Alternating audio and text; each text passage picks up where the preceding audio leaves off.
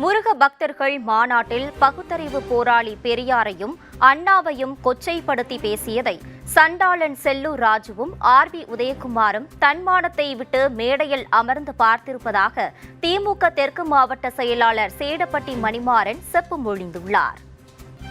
மதுரை மாவட்டம் திருப்பரங்குன்றத்தில் திமுக தெற்கு மாவட்ட மகளிர் அணி சார்பில் 1000 பயனாளிகளுக்கு நலத்திட்ட உதவிகள் வழங்கும் விழா நடைபெற்றது.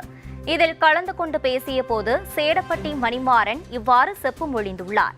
சண்டாளன் என்கிற சொல் பட்டியல் பிரிவில் ஒரு குறிப்பிட்ட சாதி மக்களை இழிவுபடுத்தும் சொல்லாகும். இந்த சொல்லை பயன்படுத்துவது தமிழ்நாடு அரசால் தடை செய்யப்பட்டுள்ளது. கடந்த ஆண்டு கலைஞர் கருணாநிதியை சண்டாளர் என்கிற சொல்லை பயன்படுத்தி எழுதப்பட்ட ஒரு பாடலை பாடி இழிவுபடுத்தியதால் நாம் தமிழர் கட்சியின் கொள்கை பரப்பு செயலாளர் சாட்டை துரைமுருகன் சிறைப்பிடிக்கப்பட்டு பிணையில் விடுவிக்கப்பட்டார்.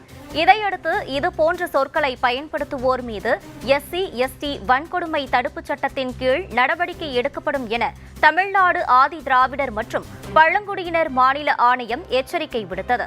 ஆனால் பெரியாரை பகுத்தறிவு போராளி என பறைசாற்றும் சேடப்பட்டி மணிமாறன் போன்றவர்கள் பகுத்தறிவும் இல்லாமல் படிப்பறிவும் இல்லாமல் இதுபோன்ற இழிவு சொற்களை பயன்படுத்தி வசைபாடி கொண்டிருக்கிறார்கள். திமுக அரசுதான் இதற்கு விளக்கம் சொல்ல வேண்டும் என்று சொல்லி முருகன் நடத்திவிட்டு போயிருந்தால் நாங்கள் கவலைப்பட்டிருக்க மாட்டோம். அங்கு பகுத்தறிவு பாலவன் தந்தை பெரியாரையும் பேரறிஞர் அண்ணாவையும் கொச்சைப்படுத்தி பேசியிருக்கிறார்கள்.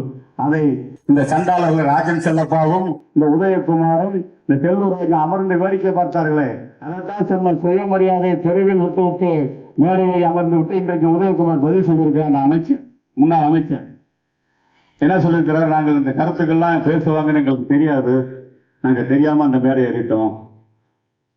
இது எவ்வளவு பச்சை பொய் பாருங்க. கூட்டணி அமைத்திருக்கிறார்கள். பாசிச வெறி பிடித்த பாரதிய ஜனதாவோடு அதிமுக கூட்டணி அமைச்சிருக்கிறாங்க. அமித்ஷா திமுக போய் இருந்துகிட்டு அவங்க கிளைக்கழகமாக பாசிச வெறி பிடித்த பாரதிய ஜனதாவுடைய கிளைக்கழகமாக செயல்படக்கூடியவர்கள் தான் அதிமுக உணர்ந்து செயல்படுங்க.